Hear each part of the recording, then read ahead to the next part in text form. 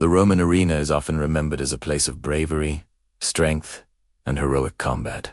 Crowds filled massive stone structures, cheering as gladiators fought for survival. These games symbolized Rome's power and discipline. But this public image hides a much darker reality. The arena was not just a stage for warriors. It was also a place where fear, humiliation, and cruelty were carefully displayed. While men fought in the spotlight, women suffered in the shadows. Their pain was rarely celebrated, rarely recorded, and almost never remembered. Yet their suffering was woven into the very fabric of the games. To understand the true nature of Roman entertainment, we must look beyond the fighters and examine the silent victims whose lives were destroyed to feed the empire's hunger for control and spectacle. Most women connected to the arenas were captives. They came from conquered territories across Europe, Africa, and Asia.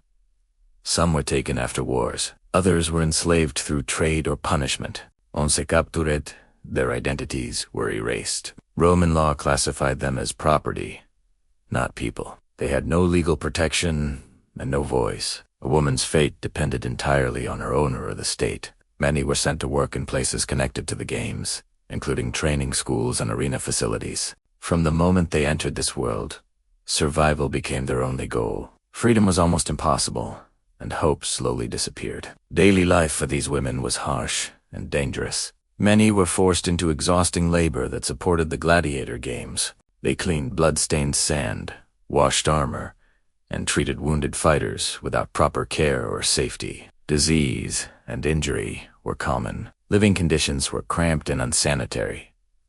Abuse from guards and officials was routine. These women lived in constant fear, knowing they could be punished or killed at any moment. Their bodies were seen as tools, useful only as long as they could work. This constant dehumanization stripped them of dignity and reinforced their complete powerlessness. Beyond forced labor, many women faced sexual exploitation. Gladiators were idolized by Roman society, and women under captivity had no ability to refuse advances. Powerful men treated them as rewards or entertainment.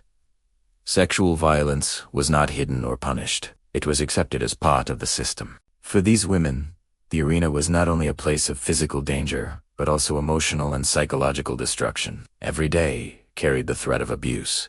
Their suffering was invisible to the cheering crowds, yet it was a constant presence behind the walls of the arena. Some women were brought directly into the spectacle. Roman audiences demanded increasingly shocking entertainment. To satisfy this hunger, women were publicly humiliated or executed during games. These events were often disguised as mythological reenactments. Women were forced to play characters from legends who met violent ends. While the crowd saw drama and storytelling, the reality was torture and death. These performances blurred the line between entertainment and cruelty. The suffering was real, and the purpose was clear.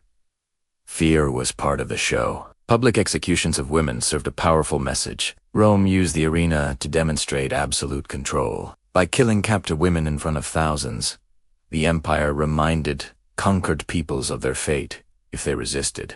These acts were not spontaneous. They were carefully planned displays of dominance. The arena became a tool of political power. Human lives were sacrificed to reinforce obedience and loyalty. For the women involved, death was often prolonged and theatrical. Their final moments were turned into entertainment for an empire built on fear. Despite the scale of this cruelty, very little was written about it. Roman historians focused on emperors, generals, and famous gladiators.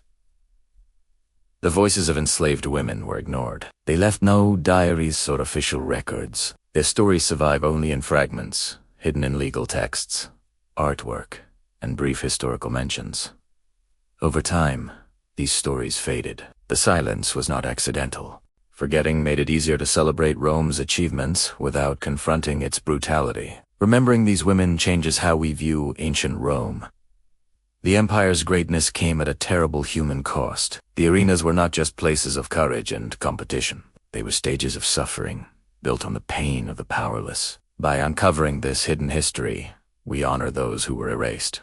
Their stories remind us that history is not only written by victors, but also shaped by those who were silenced. Understanding their suffering allows us to see the Roman world more clearly, not as a legend of glory, but as a complex empire built on both power and cruelty. As the echoes of the Roman arenas faded, The empire itself eventually collapsed, but the suffering that once filled those stone walls was never truly erased. For centuries, history chose to remember the triumphs, the architecture, and the legends, while forgetting the lives that were broken to sustain that glory. The women who endured cruelty in the shadows of the arena were denied names, voices, and remembrance, yet their pain was real and lasting. Understanding this hidden history forces us to question how power is displayed, and who pays the price for entertainment and control. The Roman arenas were not only places of spectacle, but mirrors of an empire willing to sacrifice humanity for dominance. By bringing these stories into the light, we challenge the version of history that celebrates strength while ignoring suffering. Remembering these women does not diminish history. It completes it. Their stories remind us that behind every empire, every monument, and every legend, there are untold human costs. And by acknowledging those costs, we take one step closer to understanding the past with honesty, empathy, and truth.